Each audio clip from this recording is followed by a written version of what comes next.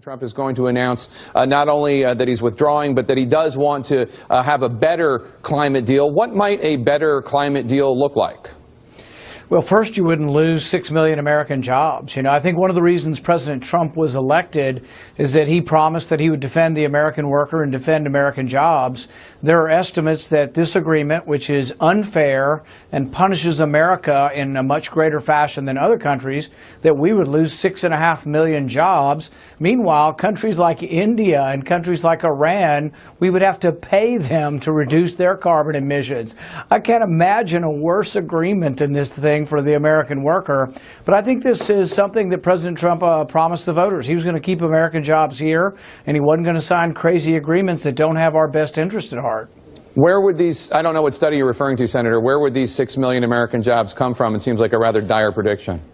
Well, they're in the energy industry. A lot of ours have been lost in Kentucky. We've lost, nearly 90,000 jobs in the coal industry because of excessive regulation. So if America, under this accord, has to reduce her carbon input by 20%, but China doesn't have to reduce their carbon footprint at all, how could that possibly be fair? Who in their right mind would sign something that says China doesn't have to do anything and we have to reduce? When you reduce your carbon footprint, it means you're going to have to reduce your energy output, or you have to convert to other sources, but there may not be enough energy from the other sources, and so then we're talking about going without energy. How much jobs are related to American jobs? How much should the U.S. reduce its carbon footprint? Under the accord, it's about a 20% reduction. Right, no, but how much do you think it should be? China doesn't have to reduce it at all. How much do you think it should be?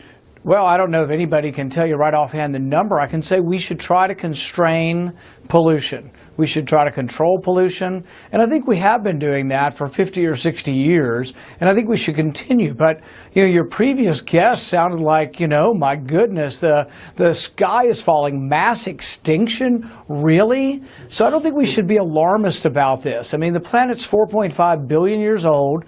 We have gone through great extremes of climate change, natural, and now we may have a man-made influence as well.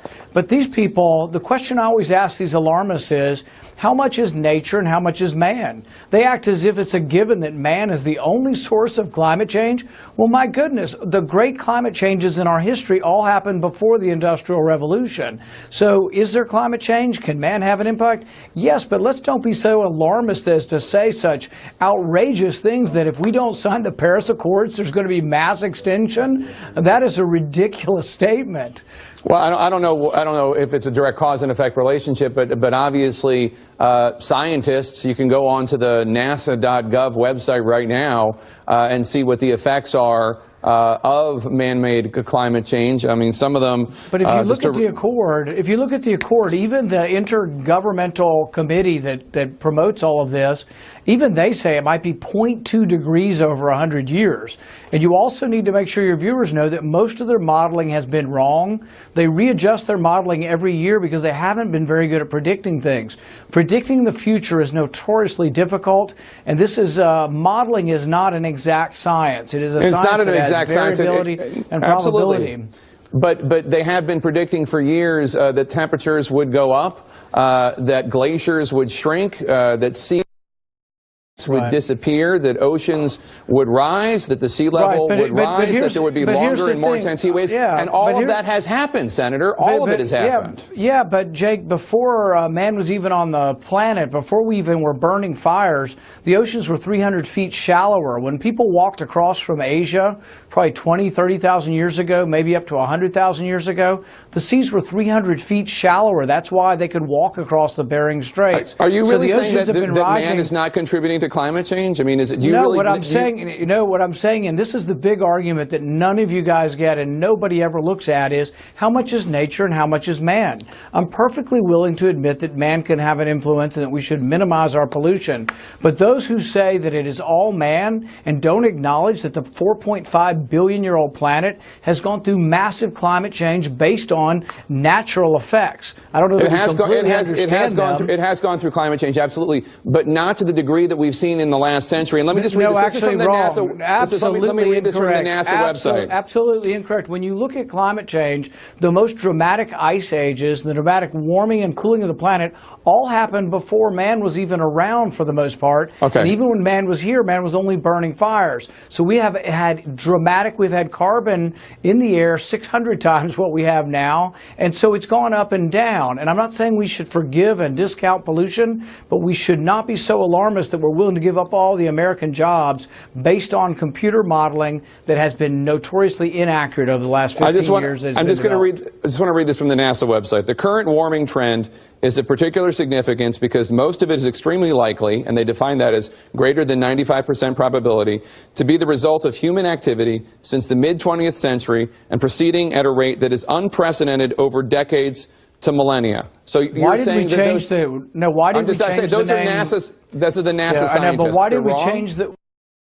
Why did we change the name from global warming to climate change? Because there's some uncertainty now whether it's getting warmer or colder. And I can tell you, if you look at the details of the modeling and the projections in the last 15 years, they've been altered almost every year because their modeling doesn't add up. All of these people saying we're going to have a 100-foot rise in our seas in the next 100 years, that kind of alarmism is not scientific. And actually, if you read many of the people who do want to control pollution, they will tell you that that's nonsense. And so a 100-foot rise in the seas in 100 years, the seas are 300 feet higher now than they were when man came across the Bering Straits, but that took thousands and thousands of years. But so Senator, really, I'm just trying to get a straight answer on this predicting question here about whether or not this NASA scientist I just quoted, whether they're wrong. People who are saying that we're going to have mass extinction are wrong. People who say we're going to have a 100-foot rise in the oceans in the next 100 years are wrong. And the climatologists who have predicted things over the last 15 years have been, on large part, their modeling has been inaccurate and has had to be reformulated because the numbers you put in don't add up to what they're saying is occurring. I'm not talking about the most dire extreme predictions, but even if there is a rise in the sea level of 5 feet or 10 feet, that can have a huge disruptive effect on. And I think it's completely unknown whether it'll be 5 inches or 5 feet. And I think until you have evidence that shows that we really are in such alarmist straits. So wait for it to happen? No, I think you have to have some evidence, though, and you should base things on evidence. And for the American worker that makes $20,000, $25,000 a year working in the American energy sector, to tell him we're just going to, him or her, that you're not going to have a job and China doesn't have to obey the same rules. The whole reason this Paris Accord should be done is not a debate over global warming or climate change or whatever you want to call it. It should be a debate over whether it's fair. Is it fair for China to keep polluting at alarming rates and to be the one cutting back on carbon and China does do nothing? Is it fair that Russia gets to increase their carbon output by 50%? That is not fair to America. It's not fair to the American workers. And I'm betting you that the viewership will say, you know what? America will say, we'd like to have jobs and we don't want these alarmists who are saying that we're going to have mass extinction. We don't want these people in charge. They were in charge the past 8 years and they tried to kill most of the jobs in my state. So I think people want jobs and they want a clean environment.